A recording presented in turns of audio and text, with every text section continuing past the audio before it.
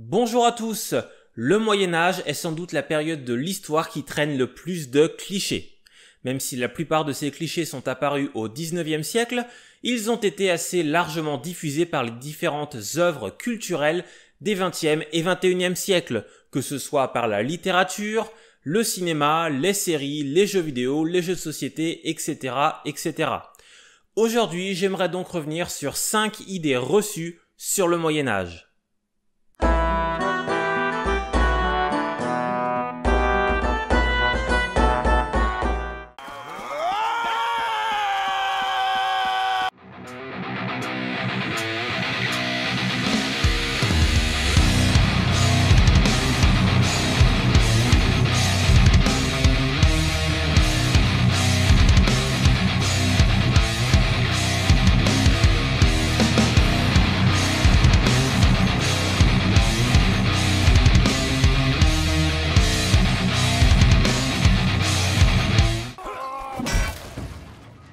Pour avoir une vue d'ensemble, on va distinguer les violences militaires, c'est-à-dire la guerre, et les violences civiles, c'est-à-dire la criminalité.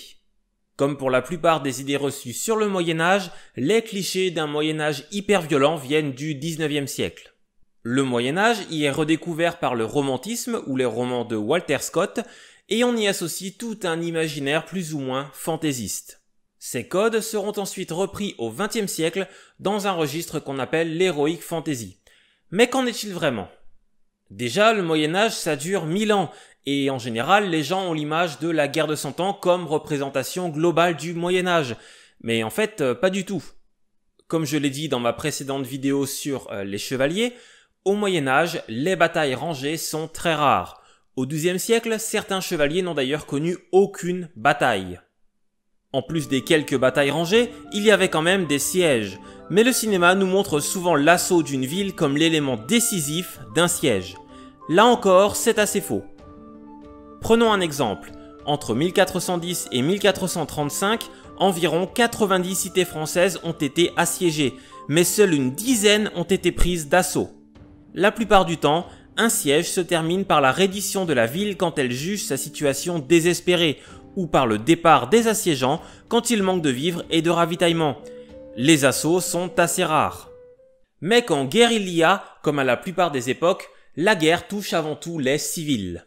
Déjà parce que souvent ce sont eux qui financent la guerre avec les impôts et les taxes, mais aussi parce qu'ils doivent subir les malheurs de la guerre. Quand une armée médiévale part en guerre, la logistique est très aléatoire et les armées doivent vivre sur le pays. Concrètement, les soldats se ravitaillent dans les villages qu'ils traversent et dorment chez les habitants, sans évidemment leur demander leur avis ou leur consentement. Et quand on arrive sur les terres de l'ennemi, là c'est festival. On pille, on brûle, on détruit, on viole, on saccage, etc., etc. Ceci dit, il faut quand même reconnaître que ces violences sont assez rarement commises par les chevaliers, qui obéissent à un code moral et religieux. Ce sont souvent les soldats qui ne sont pas chevaliers, que l'on appelle péjorativement la piétaille, qui commettent le plus de dégâts. Et les paysans qui ne prennent pas les armes et ne résistent pas sont assez rarement tués. Ils sont brutalisés, mais pas tués. Évidemment, comme toutes les guerres, la guerre au Moyen-Âge est violente, mais pas plus qu'à une autre époque. Les guerres puniques, la guerre de 30 ans, la guerre de 7 ans, la guerre de sécession, tous ces conflits ont été bien plus violents et meurtriers que n'importe quelle guerre médiévale. Même si l'on prend la guerre de 100 ans en comparaison aux autres guerres des autres époques, la guerre de 100 ans a fait au final assez peu de morts car il y a eu assez peu de batailles. L'essentiel de la mortalité de cette époque a été causé par la Grande Peste Noire vers 1348. Au Moyen-Âge, un village incendié c'est quelques dizaines de victimes. Les batailles sont également assez peu meurtrières. On parle souvent de quelques dizaines à quelques centaines de morts, et les batailles les plus sanglantes causent en général la mort de 5 à 6 000 personnes, pas plus. À titre de comparaison, 5 à 6 000 morts, c'est le nombre de victimes quotidiennes pendant les 4 ans qu'ont duré la Première Guerre mondiale. La guerre au Moyen-Âge n'est donc pas plus violente qu'à une autre époque. Passons maintenant à la violence civile. Vous avez sans doute déjà entendu à la télé quelqu'un dire « cette agression était hyper violente, on se serait cru au Moyen-Âge tellement c'était brutal ». Eh bien, la comparaison n'est pas forcément très juste. Bon, bien sûr, il est impossible de faire une estimation précise du nombre de crimes et de délits au Moyen-Âge, surtout que, comme je vous l'ai dit plus tôt, le Moyen-Âge ça dure 1000 ans et évidemment les choses ont évolué en 1000 ans. D'une façon générale, on remarque quand même que la criminalité au Moyen-Âge est très différente de la criminalité que l'on rencontre aujourd'hui. Et c'est assez simple à comprendre, l'infraction est définie par la norme, et la norme n'est déjà pas la même au 6e et au 14e siècle, alors au 21e siècle, vous imaginez bien. Au Moyen-Âge, les conflits de voisinage sont assez fréquents, et en ce qui concerne les violences physiques, c'est la rixe qui constitue la majorité des délits. On en vient aux mains assez facilement, mais ces rixes dégénèrent rarement. Plus que la rixe, le crime par excellence au Moyen-Âge, c'est le vol. Le vol est le crime qui inquiète le plus. Ça va vous sembler bizarre, mais au Moyen-Âge, on peut mettre à mort un homme pour vol, alors qu'un homicide peut être pardonné plus facilement. Je parle d'homicide, pas d'assassinat. L'homicide, c'est par exemple un homme qui blesse mortellement un autre homme au cours d'une rixe. Pour en revenir au vol, au Moyen-Âge, il n'y a pas forcément d'archives judiciaires, c'est donc assez difficile d'identifier les récidivistes. Mais les médiévaux ont trouvé une méthode assez simple. On va inciser l'oreille d'une personne condamnée pour vol. Si une personne a ses deux oreilles incisées, c'est qu'elle a déjà été condamnée 2 fois pour vol, et là, elle peut être condamnée à mort. Contrairement à ce que l'on peut penser, le viol est puni au Moyen-Âge, et même puni sévèrement. La seule condition pour que la plainte puisse être recevable, c'est que la femme ait exprimé clairement son opposition lors du viol, souvent par un cri. Si cette condition est remplie, n'importe quelle femme peut porter plainte pour viol. Le seul cas où le viol peut être pardonné, c'est en temps de guerre. On a aussi parfois quelques cas de pédophilie ou de zoophilie qu'on appelle alors des bougreries. Pour tous ces crimes et ces délits, il y a bien évidemment une réponse judiciaire. Au Moyen-Âge, on ne condamne pas à des peines de prison. Les seules personnes qui sont emprisonnées le sont dans l'attente de leur procès. La peine la plus courante est l'amende. Mais au Moyen-Âge, les juges ont bien conscience qu'avec le maillage judiciaire, certains criminels ne seront jamais jugés ni condamnés. C'est pour cela que certaines peines sont publiques, c'est ce que l'on appelle la pédagogie de la peine, ça a un effet purement dissuasif. Toutes les exécutions, même si elles sont rares, sont ritualisées et sont publiques. Les personnes bannies, elles, doivent suivre un chemin d'infamie à travers la ville. Shame. Shame. Shame. Shame. Tout comme la guerre, la criminalité est présente au Moyen-Âge, mais là encore, pas plus qu'à une autre époque. On pourrait même aller jusqu'à dire qu'en termes de violence, le XXIe siècle n'a pas forcément de leçons à donner au Moyen-Âge.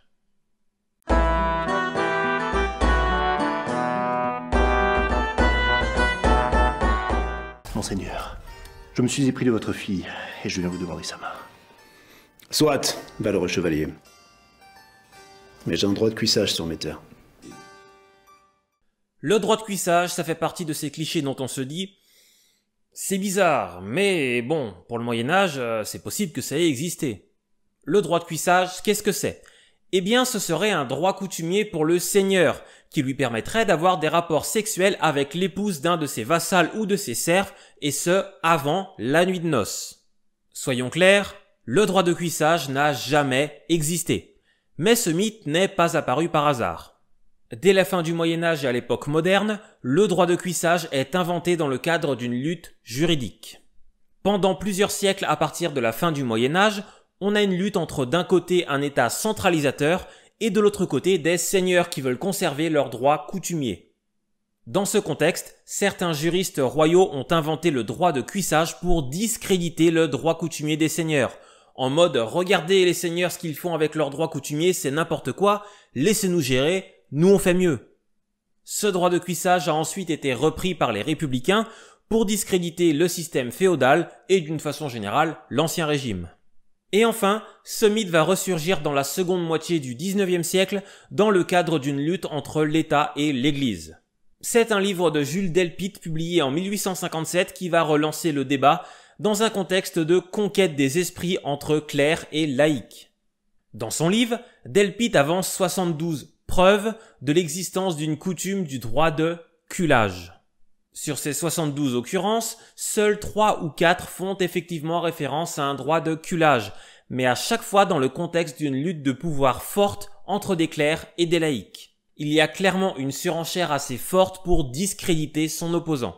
Dans la deuxième moitié du 19e siècle, c'est surtout utilisé par les clercs pour dire « Regardez, nous à l'église on a peut-être des règles strictes, mais eux les laïcs quand on les laisse faire ils font absolument n'importe quoi ».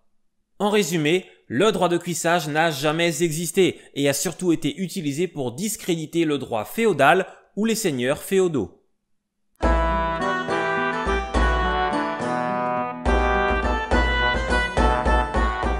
Mon activité dans ce gouvernement est de brûler les personnes démoniaques. Je veux brûler cette personne. Hérétique! Au bûcher! C'est le bûcher! Fermez-la! 2 secondes!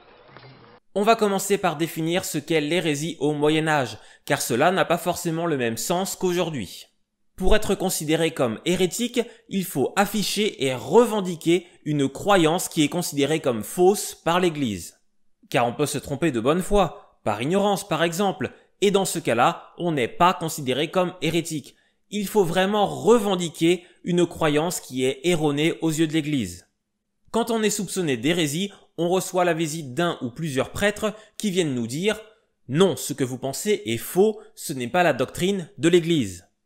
À ce moment-là, si la personne soupçonnée d'hérésie se rétracte et dit « Ok, ce que je dis est faux, vous avez raison, la doctrine de l'Église est la bonne », eh bien à ce moment-là, ça s'arrête là et il n'y a pas du tout d'hérésie. C'est seulement si la personne s'obstine et persévère dans sa doctrine contraire à celle de l'Église qu'elle peut être considérée comme hérétique. Donc à l'origine, ça concerne très peu de personnes et on est bien loin de l'image de la sorcière dans Les Visiteurs. D'ailleurs, la chasse aux sorcières, c'est plutôt l'époque moderne, c'est pas le Moyen-Âge.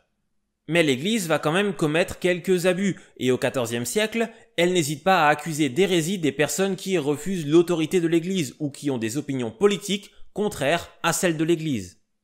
Au Moyen-Âge, l'hérésie la plus connue est sans doute l'hérésie cathare, qu'on appelle aussi hérésie albigeoise, et qui se développe dans le sud de la France au XIIe siècle. Cette hérésie entraînera une croisade qui durera 20 ans et mettra un terme au catharisme. Croisade qui d'ailleurs était fortement liée à des intérêts politiques pour le royaume de France. Mais à part les cathares, est-ce que les hérétiques étaient martyrisés et condamnés en masse au bûcher par l'Inquisition? L'Inquisition déjà, c'est un tribunal répressif, confié par le pape à ce que l'on appelle les ordres mendiants, les dominicains et les franciscains. Au XIVe siècle, ces tribunaux seront confiés aux évêques car les inquisiteurs avaient un peu trop tendance à abuser de leur pouvoir. Ils gardaient pour eux des biens confisqués aux hérétiques. Le but de l'Inquisition n'est pas de tuer les hérétiques, mais plutôt de les amener à reconnaître leurs erreurs, à expier leurs fautes à travers la pénitence. Les pénitences les plus lourdes peuvent être des peines de prison, le port d'un signe infamant ou l'obligation de partir 1 ou 2 ans en pèlerinage. Le but final est de réintégrer les hérétiques repentis à l'Église et non pas de les exterminer. Les condamnations à mort étaient très rares et réservées à des cas exceptionnels. On estime que seulement 2 à 3% des personnes condamnées pour hérésie étaient condamnées à mort. Il n'y a pas eu de mise à mort de masse de l'Inquisition médiévale, contrairement à l'Inquisition espagnole à l'époque moderne qui, elle, s'est un peu plus lâchée. En fait, la répression violente des hérésies est plutôt une récupération politique de la part de la monarchie. Par exemple, Louis XI et Charles VIII vont utiliser des petits groupes d'hérétiques isolés pour lancer une croisade contre les Vaudois dans le Dauphiné et ainsi augmenter l'influence du pouvoir royal dans cette région.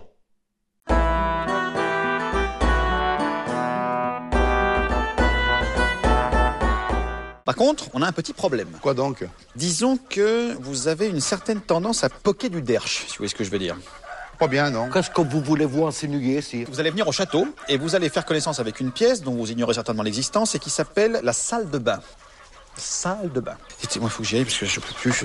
Regardez un film ou une série médiévale et il y a 90% de chances pour que les paysans représentés soient sales. Y a-t-il des éléments qui pourraient attester de cette vision? Eh bien, très peu en fait. Il faut bien reconnaître qu'au Haut Moyen-Âge, c'est-à-dire durant les premiers siècles du Moyen-Âge, il y a sans doute eu un recul de la pratique de l'hygiène, en grande partie dû à l'abandon des établissements thermaux romains. L'Église a sans doute aussi joué un petit rôle, car sans condamner l'hygiène, elle condamne l'hédonisme qui pourrait en découler. Mais à part peut-être lors des premiers siècles, les personnes vivant au Moyen-Âge ne sont pas sales et ont même une très bonne hygiène. Il n'y a pas de régression de l'hygiène par rapport à l'Antiquité, mais plutôt une modification des pratiques. Sous l'Empire romain, on avait des établissements de bains publics ou privés qui étaient tout autant des lieux d'hygiène que de sociabilité. Au Moyen-Âge, ces établissements ont disparu, du moins en Occident, puisqu'on en retrouve encore dans l'Empire byzantin par exemple. Ils ont été remplacés par des bains publics de plus petite dimension ou des petites cuves individuelles directement chez les particuliers. Ces bains chez soi sont avant tout réservés aux bourgeois et aux aristocrates. Les plus pauvres se rendent soit dans des bains publics, soit se baignent directement dans des rivières. En ce qui concerne les bains publics, à Paris au XIIIe siècle on en compte 26. Bien sûr, difficile de dire à quelle fréquence les médiévaux se lavaient, mais les historiens estiment qu'un homme au Moyen-Âge prenait en moyenne un bain par semaine. Mais il y avait aussi une toilette quotidienne qui était effectuée avec de l'eau et avec un savon à base d'huile, de graisse animale et de cendre. L'hygiène dentaire était également très importante. Le cliché des visiteurs avec les hommes du Moyen-Âge avec les dents pourries, c'est complètement faux. Le plus curieux, c'est que vous attirez Prochap sur votre hygiène dentaire. Les chicots, c'est sacré. Parce que si je lave pas maintenant, dans 10 ans, c'est tout à la soupe. Et le mec qui me fera manger la soupe, il est pas né. En fait, comme durant l'Antiquité, la médecine médiévale recommande aux gens d'avoir une bonne hygiène. Pour terminer, il faut aussi s'enlever de la tête l'image du paysan en guenille. Au Moyen-Âge, les vêtements coûtent cher. Les paysans prennent donc grand soin afin qu'ils durent le plus longtemps possible. Les vêtements des paysans sont souvent rapiécés et réparés, mais sont presque toujours propres. C'est assez logique en fait, pour qu'un vêtement dure le plus longtemps possible, il faut l'entretenir et le laver régulièrement.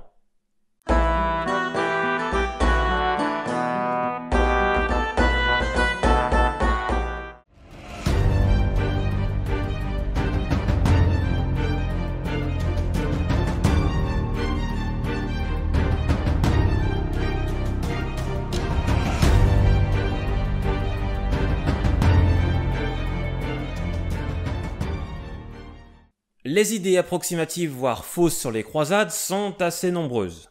L'une d'entre elles est avancée par René Grousset en 1944 qui dit que les croisades sont la première expansion coloniale de l'Occident.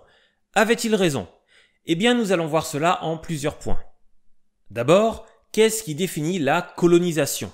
La colonisation, c'est une expansion territoriale et ou démographique qui se caractérise par des flux migratoires et une invasion plus ou moins rapide et plus ou moins violente d'un territoire.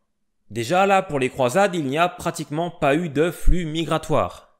Après la première croisade, la plupart des croisés sont rentrés chez eux et seule une poignée sont restés pour organiser et défendre les nouveaux territoires. En ce qui concerne l'invasion, on a principalement deux modèles de colonisation. Dans le premier modèle, on a un peuple que l'on peut qualifier de barbare qui va envahir un autre peuple plus nombreux, plus avancé culturellement et plus développé, mais aussi plus désarmé militairement. L'entreprise de civilisation menée par ce peuple va entraîner un désarmement de l'État et un affaiblissement de son armée. Comme le décrit Ibn Khaldoun au XIVe siècle, le résultat est que le peuple barbare va gagner militairement, mais que le peuple vaincu va lui gagner culturellement.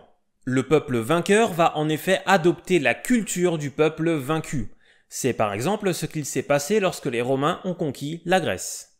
Le second modèle est mis en avant avec la colonisation européenne du XIXe siècle. Cette colonisation va imposer sa puissance militaire et sa civilisation. Si les républicains français ont entrepris la colonisation à la fin du XIXe siècle, c'était dans un but avoué d'apporter la civilisation à des peuples qui en seraient dépourvus. On peut trouver des précédents à cela dans l'histoire, comme par exemple les conquêtes d'Alexandre le Grand, car là aussi les Grecs étaient convaincus de la supériorité de leurs armes et de leur civilisation. Maintenant, est-ce que les croisades s'inscrivent dans l'un de ces deux modèles? Eh bien non. Les croisés ne vont pas adopter la civilisation moyen-orientale et ils ne vont pas non plus tenter d'imposer leur civilisation. À l'origine, les croisades c'est plus une tentative de récupération d'un héritage. C'est la volonté de reconquérir les anciens territoires de l'Empire romain et bien entendu de reconquérir Jérusalem. Il n'y avait pas chez les croisés de volonté de convertir les musulmans au christianisme. Peut-être que certains se sont dit qu'avec un pouvoir chrétien, les habitants se convertiraient d'eux-mêmes, mais quand la première croisade est partie, il n'y avait aucune volonté de conversion. Et puis il ne faut pas oublier que dans les zones conquises par les croisés, il n'y avait pas que des musulmans, il y avait aussi beaucoup de chrétiens d'Orient. On peut aussi se demander si les croisades ont été un événement important dans l'histoire de l'islam. Aujourd'hui, les mouvements décoloniaux traduisent un mal-être et même une rancœur à l'égard de la colonisation européenne. On ne va évidemment pas débattre du bien fondé de ces mouvements, mais on peut se demander s'il y avait un mal-être similaire après les croisades. Eh bien là encore, non. L'invasion des Mongols a été très marquante dans l'histoire de l'islam, mais les croisades, beaucoup moins. Et pour une raison assez simple, les croisades n'ont affecté qu'une minuscule partie du territoire de l'islam. Et à part peut-être Tripoli, aucune grande ville de l'islam n'a été touchée. Les croisades n'ont pas non plus causé un déclin du monde islamique. Il n'y a de toute façon pas eu de déclin permanent, puisqu'au XVIIIe siècle, l'islam contrôle 30% de la population mondiale. En fait, c'est la colonisation européenne de la fin du XIXe siècle qui va rétrospectivement donner de l'importance aux croisades. Mais au Moyen-Âge, les croisades ont peu d'importance. Dans son histoire naturelle, qui compte un peu plus de 3000 pages, Ibn Khaldoun ne consacre que 50 pages aux croisades, soit 1 à 2% de l'histoire islamique.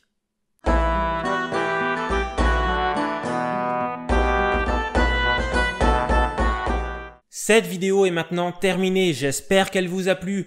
Si ce concept de 5 idées reçues ou de top 5 vous plaît, n'hésitez pas à me le dire en commentaire et j'en referai d'autres.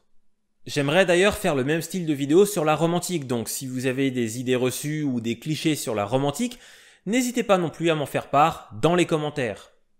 Et puis, comme d'habitude, si vous souhaitez approfondir certains sujets, je vous mets en description de la vidéo une bibliographie que j'ai classée par thème.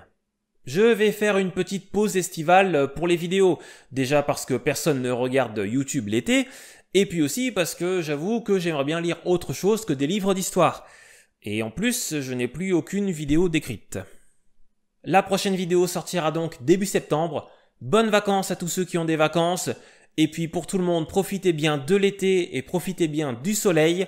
Avant de quitter la vidéo, n'oubliez pas de vous abonner, de liker, de commenter, de partager la vidéo. C'est la meilleure façon de soutenir la chaîne. Je vous dis à bientôt en septembre du coup, et d'ici là, portez-vous bien.